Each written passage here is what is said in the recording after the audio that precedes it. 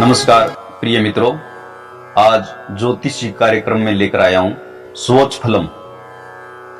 उच्च का कोई भी ग्रह कुंडली के अंदर बैठा है, उच्च का होकर बैठा है, किसी भी भाव में बैठा है और किसी भाव का मालिक है, उस भाव का फल अच्छा हो जाएगा।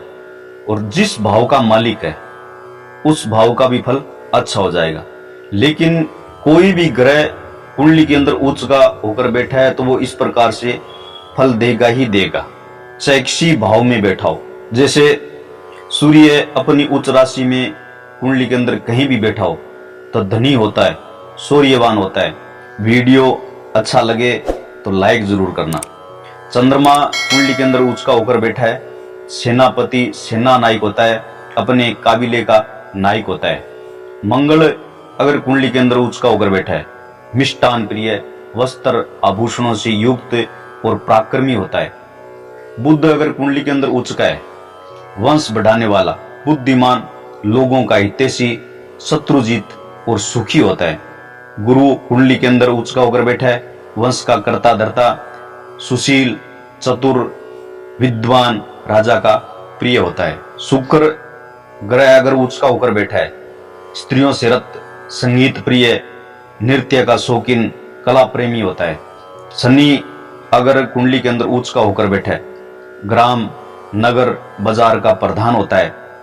कुमारी स्त्री से भोग करने वाला। कुंडली के अंदर राहु अगर उच्च का होकर बैठा है तो चोरों का मालिक, कुल श्रेष्ठ, कुकर्मी तथा धनी होता है। केतु अगर उच्च का है, चोरों से प्रेम करने वाला, नीच राजा का प्रेमी होता है।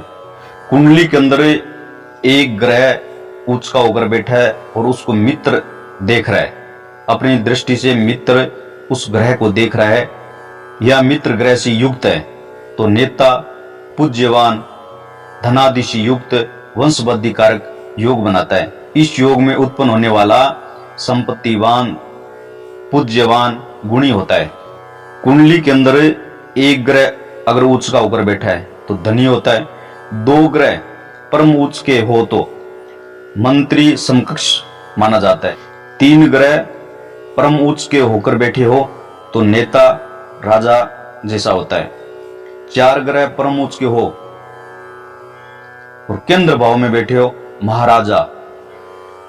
पांच ग्रह अगर केंद्र भाव में बैठे हो तो चक्रवर्ती राजा बनता है।